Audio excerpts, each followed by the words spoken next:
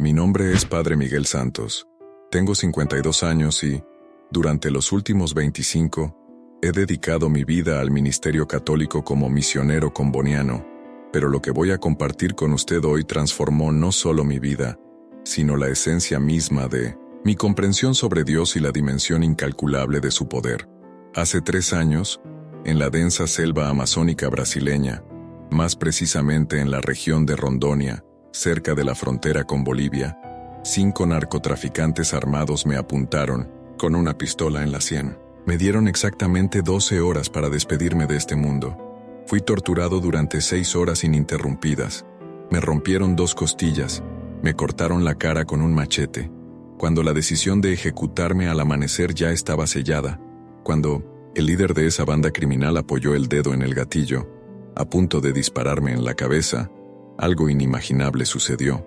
La voz que esos 5 hombres escucharon, allí en el corazón de aquella selva, es algo que desafía toda lógica humana. Ninguna explicación terrenal, ni la ciencia, ni la psicología, puede justificar lo que sucedió. Y juro por la pasión de Cristo. Cada palabra que está a punto de leer es la más pura verdad. Cada detalle que voy a narrar está grabado en mi memoria con la vividez de algo que ocurrió ayer. Era marzo de 2021. El mundo entero vivía el pánico de la pandemia, pero yo estaba en un lugar donde la COVID-19 era el menor de los problemas. La frontera de Brasil con Bolivia, en la región de Rondônia. Allí, taladores ilegales, mineros, clandestinos y narcotraficantes libran una guerra implacable por el control de las rutas del narcotráfico internacional. Yo había llegado 3 meses antes, respondiendo a un llamado que Dios había sembrado en mi corazón durante un retiro espiritual en 2020. Fue un momento de profunda oración, cuando una visión me alcanzó con la claridad de una película. Vi rostros indígenas, niños desnutridos, mujeres llorando, y oí la voz del Señor que me decía: Miguel, ve a mis ovejas perdidas en la selva. Llévales mi palabra antes de que sea demasiado tarde. Cuando se lo conté al padre José Martins, mi superior en la misión de 65 años, él lloró. Padre Miguel, me dijo con la voz entrecortada, aquella región es un territorio de muerte. Allí asesinan a misioneros, así como a cualquiera que intente cambiar las cosas. Por favor, no vayas. Pero yo sabía que, cuando Dios te llama, no hay forma de huir, como está en Jeremías 29, y dije, no me acordaré más de él ni hablaré más en su nombre. No obstante, fue en mi corazón como un fuego ardiente metido en mis huesos. Traté de sufrirlo, y no pude. Llegué a la aldea indígena caritiana, en el Valle del Guaporé, en febrero de 2021. El poblado se encontraba en una de las curvas más traicioneras del río Mamoré, afluente del río Madeira, rodeado por una selva tan densa que, vista desde lo alto, parecía una alfombra verde infinita. La humedad allí rondaba el 95%. El agua, incluso filtrada, siempre tenía un sabor a tierra, y el canto incesante de los insectos era tan intenso que parecía que la propia selva hablaba en un idioma desconocido. La primera vez que pisé aquella tierra, sentí algo extraño. No era solo la hostilidad natural de la selva, era algo más profundo, más sombrío. Era como si hubiera entrado en territorio enemigo en el reino espiritual. El Pajé Aragüe, un sabio líder espiritual caritiana de 70 años, me recibió con una desconfianza palpable. Padre, me dijo mascando una hoja de coca, muchos hombres blancos han venido aquí prometiendo salvación. Algunos nos trajeron enfermedades, otros nos robaron nuestras tierras, otros nos llenaron de violencia. ¿Qué nos trae usted? Respondí, con la más pura sinceridad. Pajé Aragüe, yo traigo solo el amor de Jesucristo. Vengo para servirles, no para pedirles nada. Vengo para mostrar que existe un Dios que los ama más de lo que puedan imaginar. Él me estudió con esos ojos profundos que solo poseen los ancianos sabios. Y tras un silencio que me pareció eterno, dijo, de acuerdo, Padre Miguel, pero una advertencia.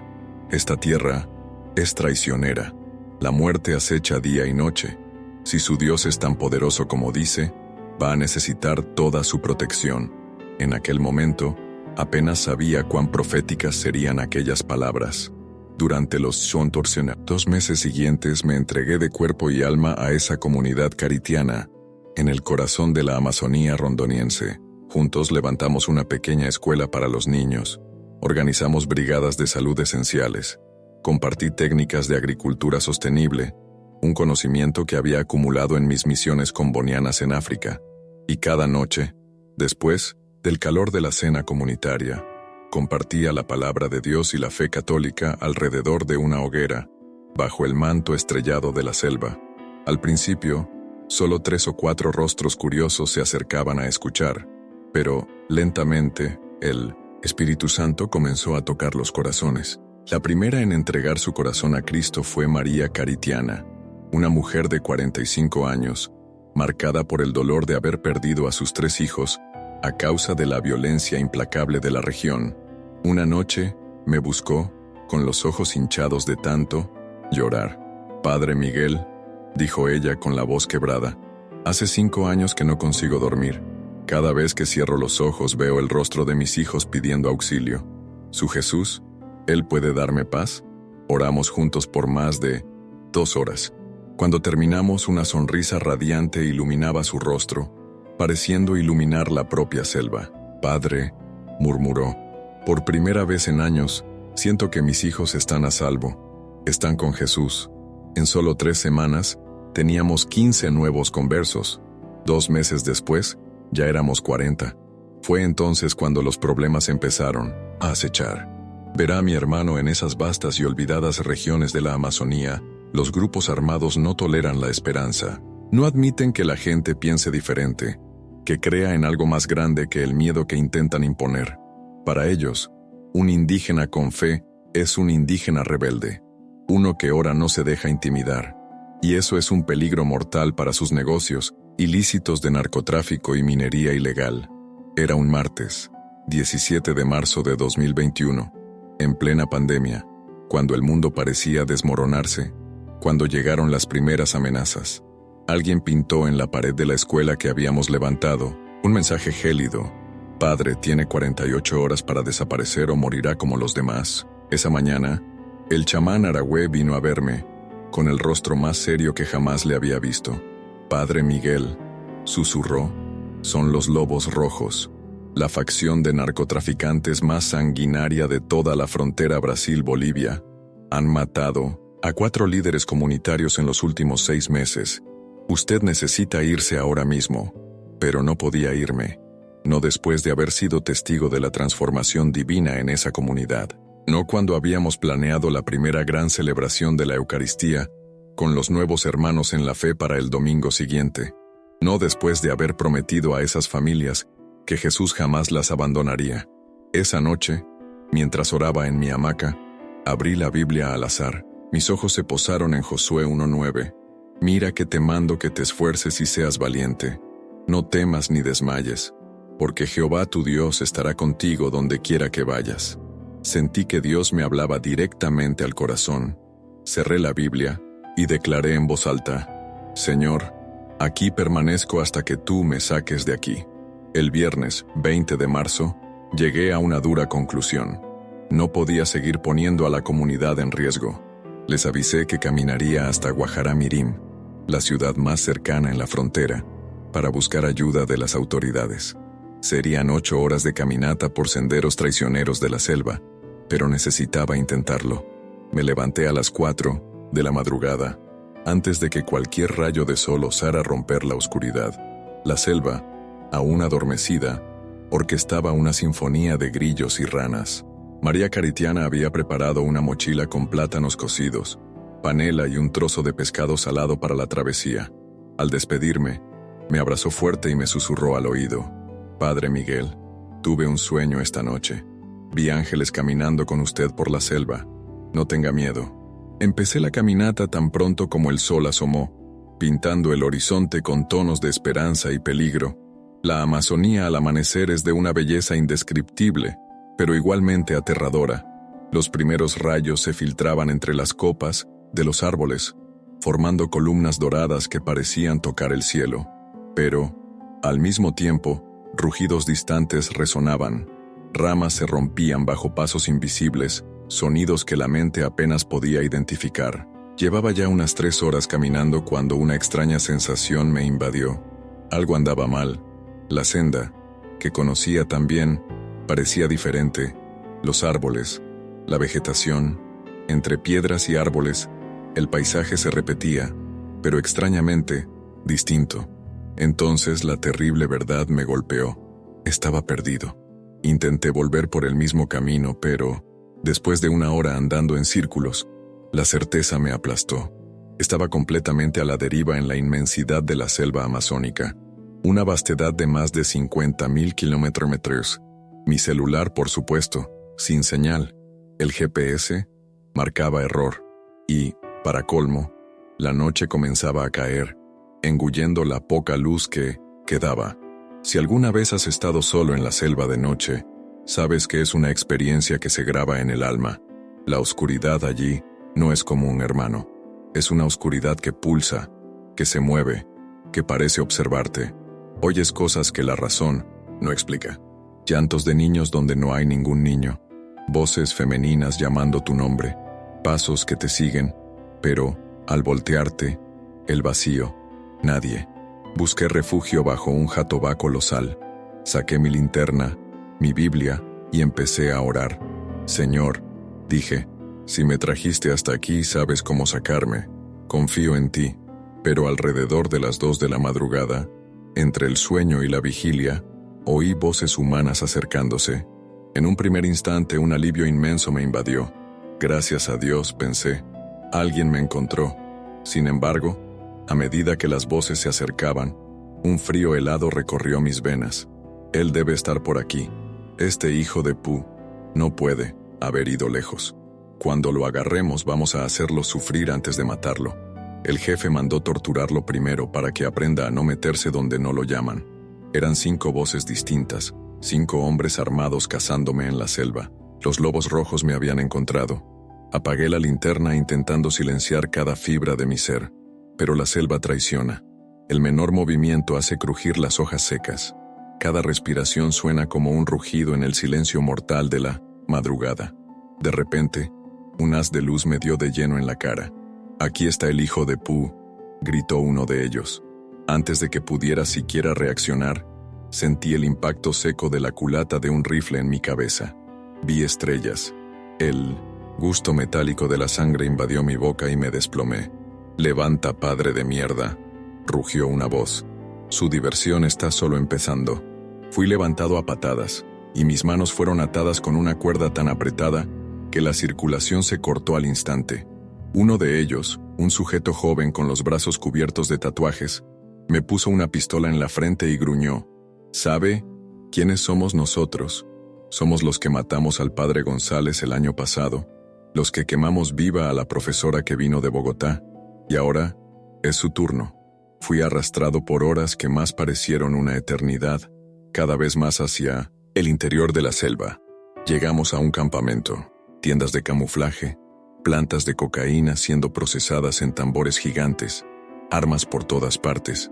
El olor a químicos era tan fuerte que mis ojos me ardían y respirar se volvió un suplicio. El líder del grupo era un hombre de unos 40 años, con una cicatriz que le cruzaba todo el rostro, desde la frente hasta la mandíbula. Sus ojos, los más fríos que he visto en mi vida, como los de un tiburón. Al verme, abrió una sonrisa que me heló la sangre. «Miren qué nos ha traído la selva», dijo, riendo. «El famoso padre Miguel Santos, ese que cree que puede venir aquí a cambiar el mundo con su cuento de Jesús». Se acercó, y pude sentir su aliento a aguardiente y cigarrillo. «¿Sabe cuántos como usted he matado ya, padre? ¿Cuántos religiosos vinieron aquí creyendo que su Dios los protegería?» Escupió en mi cara y me dio una bofetada que me tiró al suelo. «Su Jesús no existe aquí, padre. Aquí, el único Dios soy yo». Lo que siguió fueron las 6 horas más largas y dolorosas de mi vida. Fui golpeado con palos. Me patearon las costillas hasta romperme 2. Me cortaron la mejilla izquierda con un machete. Me quemaron el brazo con cigarrillos. Y, durante todo ese tiempo se burlaban de mi fe. «¿Dónde está su Dios ahora, padre? ¿Por qué no viene a salvarte? ¿No dice que es tan poderoso? La pregunta, cargada de escarnio, resonaba en la selva, proferida por el líder de los narcotraficantes. Pero lo más duro no eran los golpes físicos que me desfiguraban, ni el dolor punzante que consumía mi cuerpo. El verdadero tormento era la batalla espiritual que se libraba en mi interior. Por primera vez en 25 años de ministerio católico, la duda me carcomía. Empecé a cuestionar si Dios realmente me había llamado para esta misión en la Amazonía rondoniense, o si había sido solo mi orgullo religioso.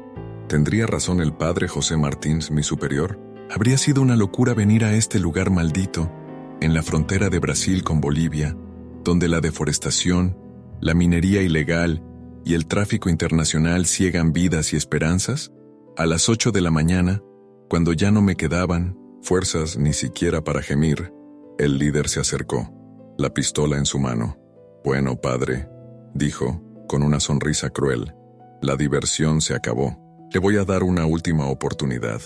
Renuncié a su fe. Diga que su Cristo es una mentira, que todo lo que predica es basura, y lo dejaré ir».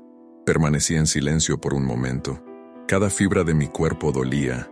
Tenía fiebre alta a causa de las heridas infectadas, y una parte de mí solo quería que todo terminara. Pero entonces, en lo más profundo de mi corazón, escuché una voz suave.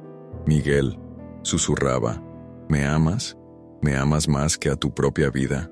En ese instante, a pesar del dolor, a pesar del miedo, a pesar de todo, una paz sobrenatural inundó mi ser. Era como si Jesucristo él mismo estuviera allí conmigo sosteniéndome. Levanté la cabeza, fijé los ojos en el líder.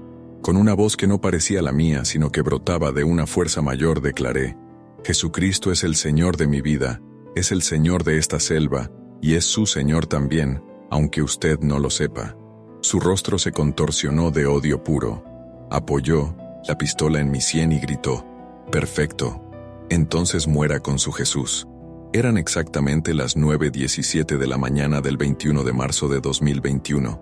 Recuerdo la hora precisa porque, instintivamente, miré mi reloj, pensando que serían mis últimos segundos en esta tierra. El líder puso el dedo en el gatillo. Los otros 4 se acercaron ávidos de mi ejecución.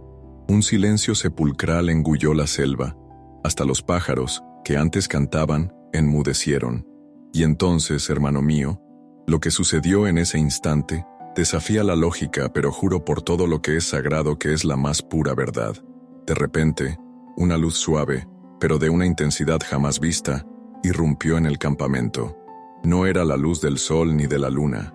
Era dorada, etérea, y traía consigo un perfume embriagador de rosas, que se extendió por el aire pesado de la selva. Una melodía celestial como nunca había escuchado antes comenzó a resonar, llenando el vacío de aquel silencio mortal. Y entonces, justo allí, entre mis verdugos y yo, ella apareció.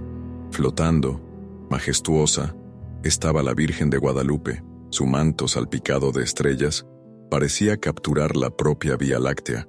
La luna a sus pies y rayos dorados irradiaban de su imagen, como un sol naciente en la oscuridad. No era una visión solo para mí.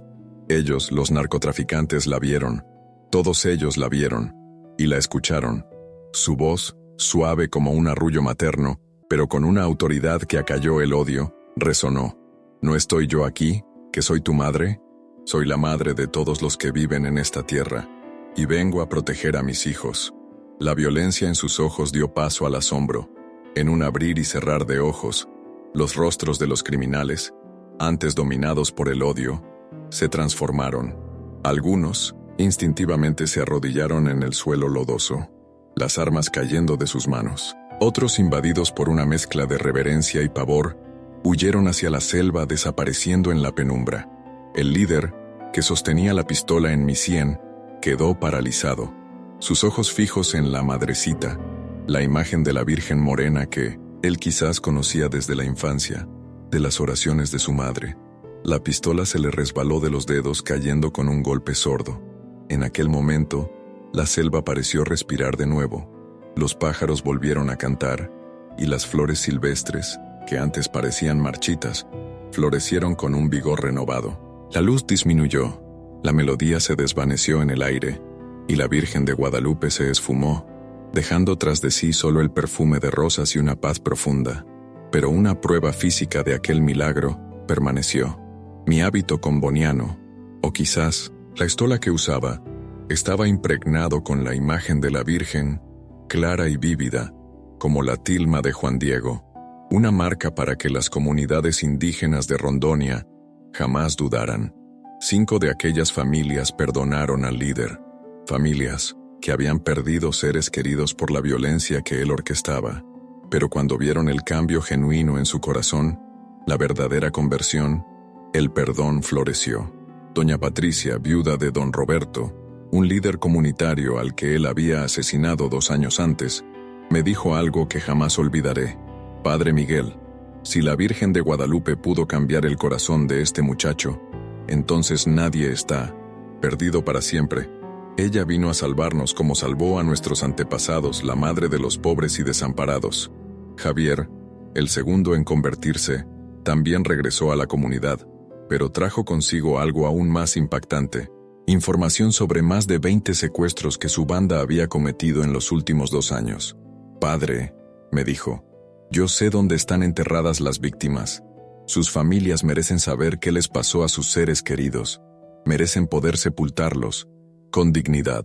Javier colaboró con las autoridades para recuperar los restos mortales de aquellas víctimas. Fue arrestado, por supuesto, pero su testimonio y cooperación resultaron en una sentencia reducida. Desde la prisión me escribía cartas, contando cómo compartía la palabra de Dios con otros reclusos. En una de ellas escribió: Padre Miguel, aquí en la cárcel todos me conocían como el sanguinario, pero ahora me llaman el Padre, porque todos los días comparto la palabra de Dios con mis compañeros. Ya tengo 15 conversos aquí dentro.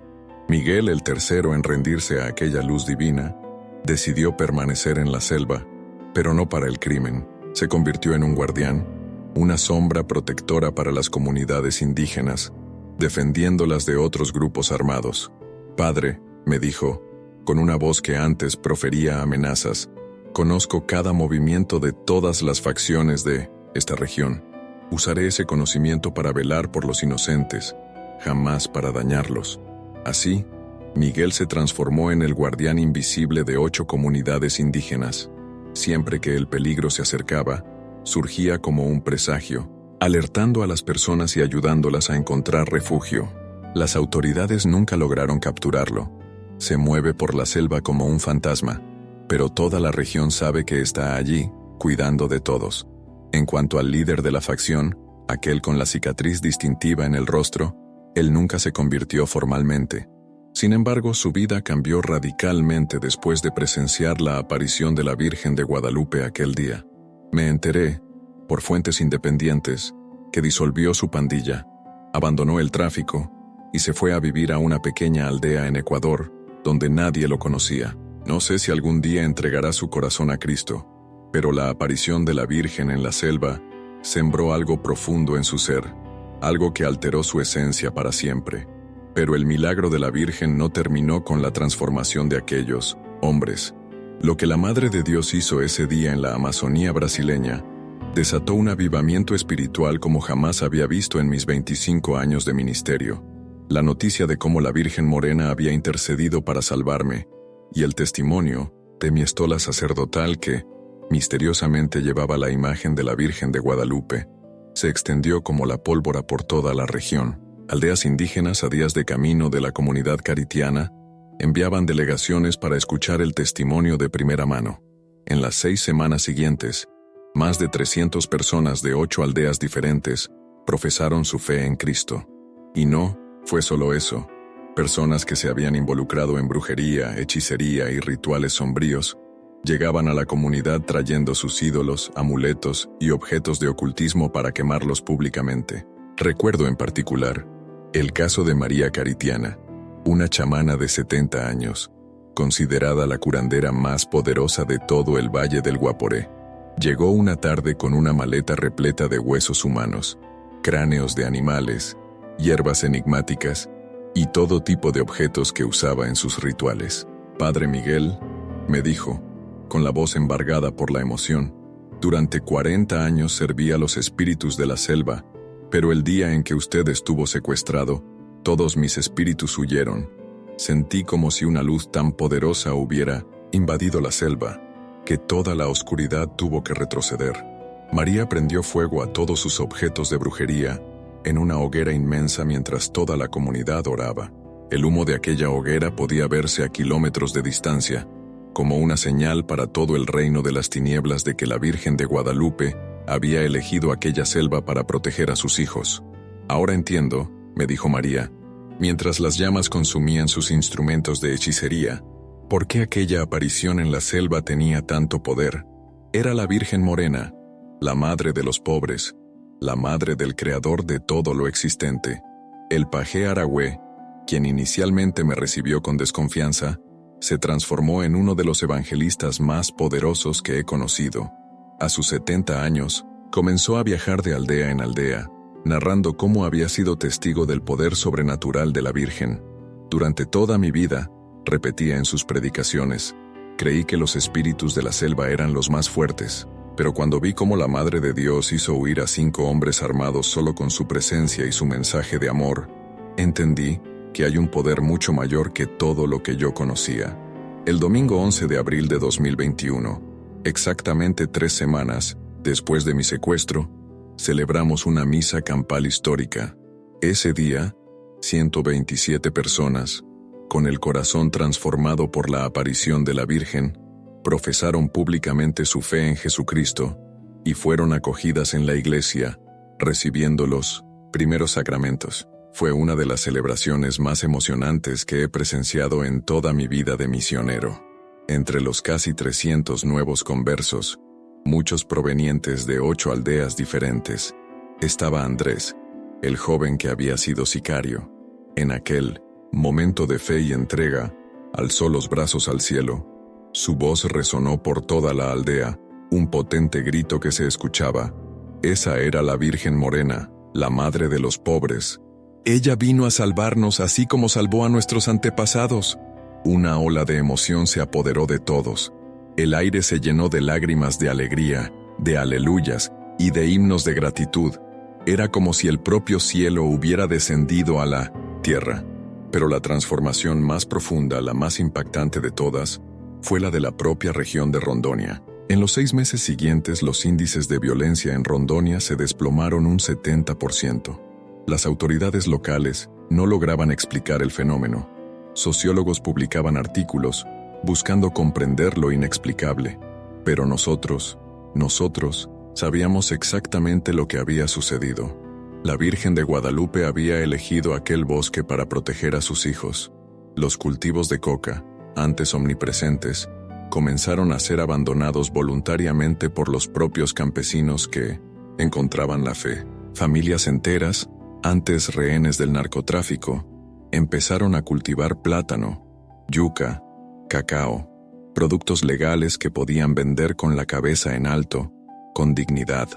Recuerdo a don Ramiro, un campesino de 50 años que durante 15 años había vivido de la coca.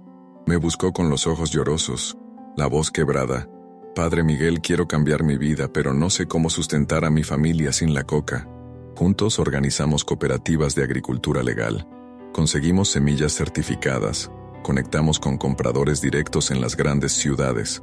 En solo 6 meses, don Ramiro ya ganaba más vendiendo cacao orgánico de lo que jamás había ganado con la coca. Padre, me confió un día, mientras recolectábamos el cacao lado a lado. No solo cambié de cultivo, cambié de vida. Ahora puedo mirar a mis hijos a los ojos, sin vergüenza. Después de 8 meses intensos en la selva, Dios me indicó que era tiempo de regresar a São Paulo, pero no para establecerme. Sentí un llamado aún mayor.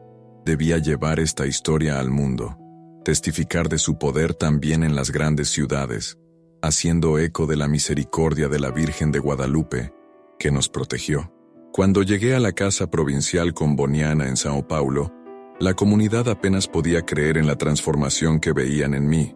No era solo física, había perdido 15 kilos y llevaba cicatrices por el cuerpo, sino espiritual. Era como si hubiera contemplado la gloria de Dios cara a cara. El padre José Martins, mi superior, se emocionaba cada vez que me veía predicar. Miguel, me decía. Es como si el propio Jesús estuviera hablando a través de ti. Nunca te vi predicar con tanto poder. Comencé a compartir mi testimonio en iglesias por toda Colombia, luego en Ecuador, Perú, Venezuela y, claro, en todo, Brasil. Cada vez que narraba la historia de cómo la Virgen de Guadalupe se había manifestado en la selva de Rondonia, con luz, perfume de rosas y música celestial, el Espíritu Santo se movía de manera poderosa. En Medellín, después de 1900, compartir mi testimonio en una misa para 3,000 personas, más de 800 se movieron hasta el altar para entregar sus vidas a Cristo. El párroco de aquella iglesia, un hombre experimentado, me dijo algo que me marcó profundamente.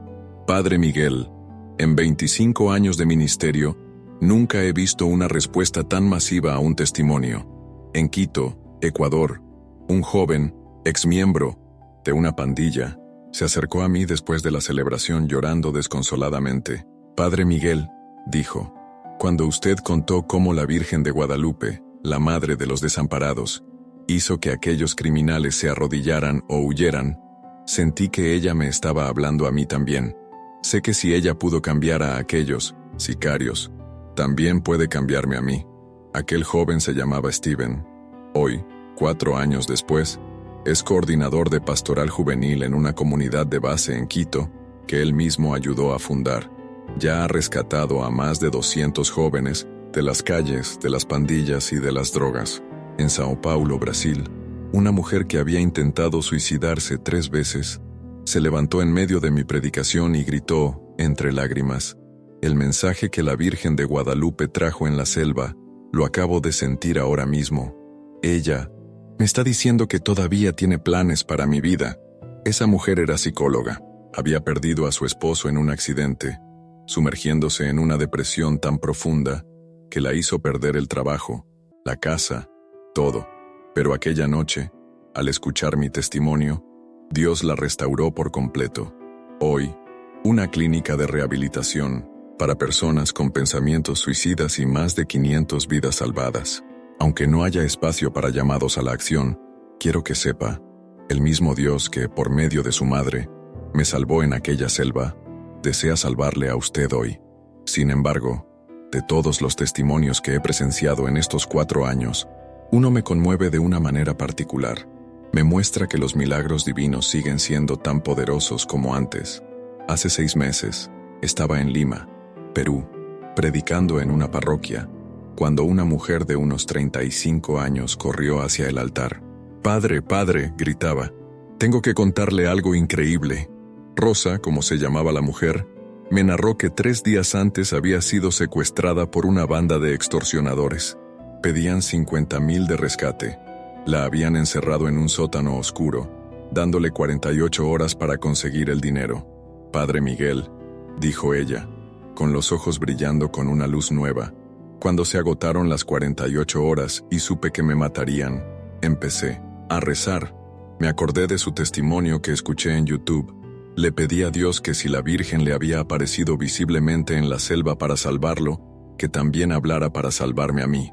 Y entonces, según Rosa, le sucedió exactamente lo mismo que me había pasado a mí. Los 5 secuestradores escucharon una voz poderosa que les gritó: «¡Suelten a mi hija!». Aquellos criminales, presos del terror, la liberaron inmediatamente y huyeron. «Padre», me dijo con lágrimas corriendo por sus mejillas, «Dios sigue siendo el mismo. Su poder no ha disminuido. Él y su madre defienden a sus hijos cuando claman a Él». Hoy, 4 años después de aquella experiencia que transformó mi vida, nuestro ministerio, Voces en la Selva tiene presencia en 12 países de América Latina. Hemos plantado 47 comunidades eclesiales en regiones históricamente controladas por el narcotráfico y la violencia. Más de 15,000 personas han entregado sus vidas a Cristo a través de nuestros testimonios y evangelizaciones. Pero lo más importante no son los números, hermano. Lo más importante son las vidas transformadas. Piense en Andrés, por ejemplo. Él, que antes era un sicario sanguinario, hoy, a sus 23 años, es un misionero a tiempo completo. Arriesga su vida llevando el evangelio a las prisiones más peligrosas de Colombia. Hace una semana, me escribió: «Padre Miguel, Ya tengo 234 conversos aquí en la modelo. Dios me está usando para alcanzar a los más perdidos. O María Tandioy, la ex chamana, ahora la intercesora más poderosa de nuestra organización. Sus oraciones han derribado fortalezas espirituales en toda la región amazónica. Y Miguel, que sigue siendo el guardián invisible de las comunidades indígenas, ahora también es un plantador de comunidades. Cada vez que protege un pueblo de algún peligro, aprovecha para compartir el evangelio con ellos. Pero, más allá de estas historias individuales, lo que más me impacta es cómo Dios usó aquella experiencia para enseñarme verdades profundas sobre su carácter y su poder. Primera lección. Dios nunca llega tarde, pero tampoco siempre llega temprano. Él permite que pasemos por el valle de sombra de muerte para que, cuando experimentemos su liberación, ésta sea tan impactante que nadie pueda dudar de que fue Él. Si la Virgen de Guadalupe hubiera intervenido antes de que me torturaran, antes de que me pusieran el arma en la cabeza, habría sido un rescate común. Pero al permitir que llegara hasta el último segundo, hasta el momento exacto en que iban a apretar el gatillo, la intervención de su madre se hizo innegable, sobrenatural, impactante. Segunda lección. Dios no solo nos libera, sino que también desea liberar a nuestros enemigos. Aquellos 5 hombres que me secuestraron no eran solo mis captores, eran también cautivos del mal. Y Dios, por medio de la Virgen, usó mi situación para romper las cadenas espirituales que los mantenían esclavizados. Tercera lección. Los milagros de Dios siempre tienen un propósito mayor que nuestra comodidad personal. Dios no me salvó solo para que yo estuviera a salvo. Él me salvó para que yo pudiera contar esta historia, para que, a través de ella, miles pudieran conocer la profundidad de su amor y el poder de su madre. Si sientes que Dios te está preparando para algo grandioso, aunque estés atravesando pruebas difíciles, no desanimes. Él está forjando tu testimonio. Recuerda esta verdad. La fe es el cimiento de tu victoria. La cuarta lección que aprendí, grabada a fuego en mi alma, es esta. La presencia de Dios se manifiesta con el mismo poder hoy que en los tiempos bíblicos. Él sigue actuando, interviniendo, obrando milagros, pero a veces, Él elige mensajeros divinos, como la Virgen de Guadalupe, para revelarnos su voluntad. El problema no es que Dios haya cambiado, el problema es que nosotros muchas veces dejamos de esperar que Él actúe de maneras sobrenaturales, a menudo sorprendentes y llenas de ternura materna. Y la quinta lección, quizás la más impactante: no hay rincón en la tierra donde Dios no reine con autoridad suprema. Aquella selva amazónica, un laberinto verde dominado por el narcotráfico, por la violencia ciega, por el ocultismo arraigado, parecía infranqueable, pero cuando la Madre de Dios se manifestó, irradiando luz y paz, toda la oscuridad tuvo que retroceder. No existe abismo tan profundo, no hay sufrimiento tan denso, donde el amor de Jesús, manifestado a través de su madre, no pueda alcanzar. Hermano mío, hermana mía que me escuchas hasta este punto, entiende que esto no es una coincidencia. La providencia divina permitió que esta historia llegara a tus oídos porque hay algo muy específico que Dios quiere susurrar a tu corazón hoy. Quizás ahora mismo estés atravesando tu propia selva. Quizás sientas que criminales espirituales te mantienen en cautiverio, la depresión que asfixia, la ansiedad que paraliza, las adicciones que aprisionan, los pensamientos suicidas que acechan, la desesperanza que ciega, la pobreza que humilla, la enfermedad que consume. Puede ser que sientas el arma apuntada a tu cabeza, sin vislumbrar ninguna salida, pero quiero decirte algo con toda la autoridad que me concede haber sido testigo ocular y sensorial del milagro divino. El mismo Dios que me liberó, a través de aquella aparición luminosa de la Virgen de Guadalupe, quiere liberarte a ti.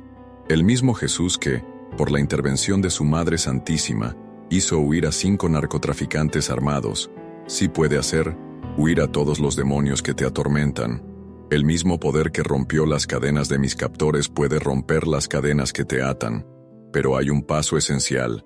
Necesitas clamar a Él con toda tu fuerza, con toda tu fe, con toda tu desesperación.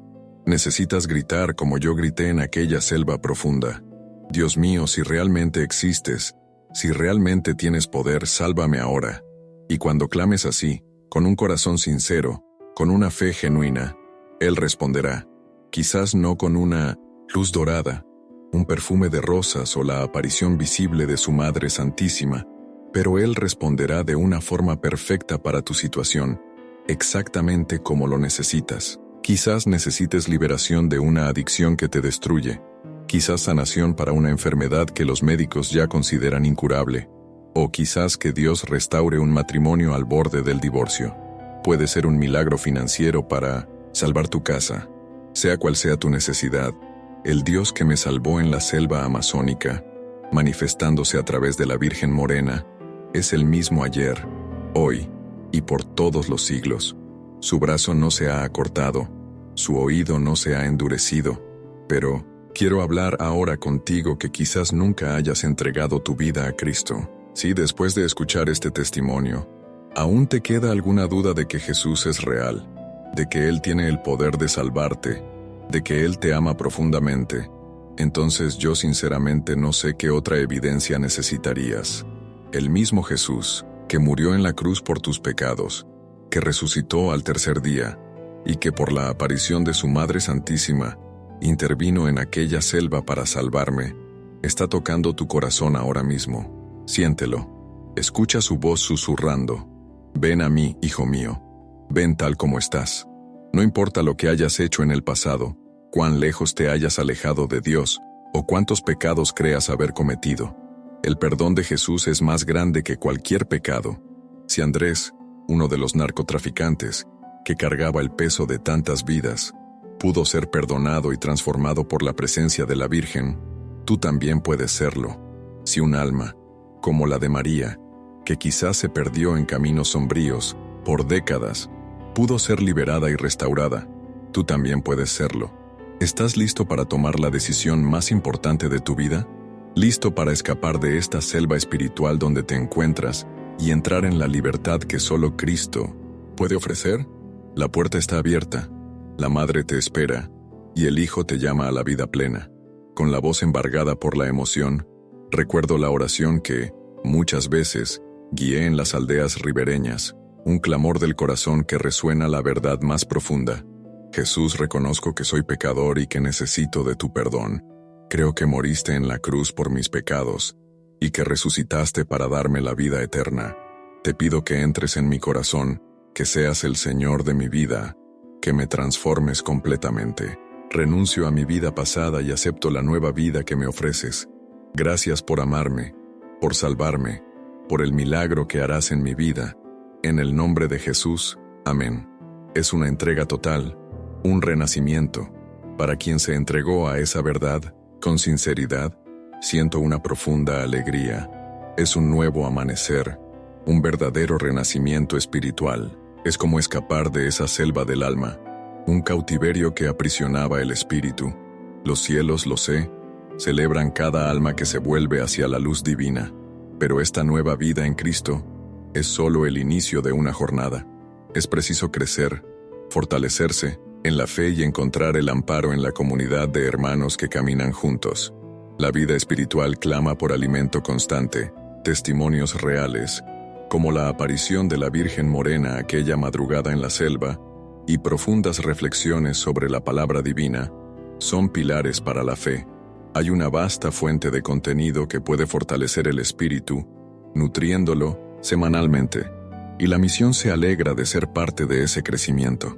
La historia de una transformación, cuando se comparte, tiene un poder inmenso. Puede ser un faro de esperanza para alguien que hoy se siente perdido, un eco de la gracia divina en medio de la desesperación.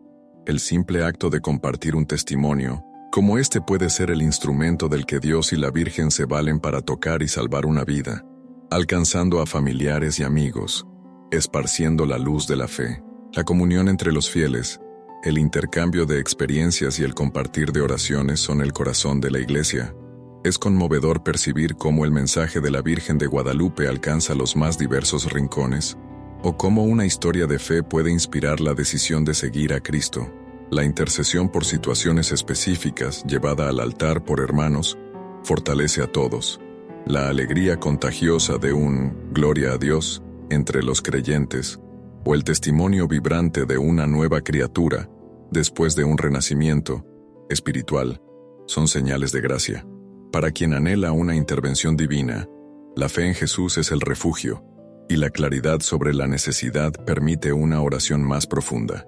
Hay incesantemente una intercesión por todos los misioneros, los siervos de Dios que, como yo, arriesgan sus vidas en las líneas del frente, enfrentando desafíos similares. La fuerza de la fe se manifiesta en la unión. Hay comunidades de oración donde las peticiones son compartidas, los milagros son testimoniados y la fe se fortalece. No solo transformó mi vida, aquella intervención divina también cambió la existencia de 5 criminales, que se convirtieron en inesperados instrumentos de Dios.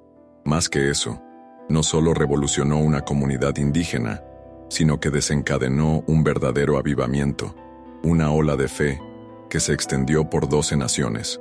No solo me arrancó de las garras de la muerte física, pero sobre todo, me concedió una revelación profunda del poder de Dios, una verdad que ha tocado y transformado la vida de miles en todo el planeta. Pero lo más sublime de todo es esto: ese mismo poder redentor está a tu disposición hoy, en este mismo instante. El mismo Dios cuya voz se manifestó a través de Nuestra Señora en aquella selva, anhela hablar directamente a tu corazón. El mismo Jesús que envió a sus ángeles para protegerme en aquel momento de peligro, desea extender su guarda y amparo sobre ti ahora. El mismo Espíritu Santo, que obró la milagrosa conversión en el corazón de aquellos sicarios, anhela transformar tu propio corazón hoy. No importa cuán densa y oscura parezca tu propia selva interior, no importa cuán implacables y armados estén tus enemigos espirituales, no importa cuán infranqueable o imposible se presente tu situación, la voz de Dios, la presencia divina, es infinitamente más poderosa que cualquier fuerza de las tinieblas, que cualquier abismo del infierno. Por eso, levanta tu cabeza, hermano mío, levántala, hermana mía. Tu Dios aún no ha terminado la obra en tu vida. Tu historia no está destinada a la tragedia, culminará en victoria. Tu selva, tu desierto, no será tu tumba, sino el escenario de tu mayor testimonio. Que el Dios de Abraham, de Isaac y de Jacob, el Dios de toda la creación, te bendiga y te guarde en cada paso. Que Él haga resplandecer su rostro sobre ti y te conceda su infinita misericordia. Que Él, en su majestad, alce su semblante sobre ti y deposite en tu corazón una paz que trasciende todo entendimiento. Y recuerda siempre, no importa cuán profunda sea la oscuridad de la noche, no importa cuán fuerte el enemigo intente gritar y amedrentar, la voz de tu Dios, la voz de la verdad y del amor, es siempre, siempre más fuerte.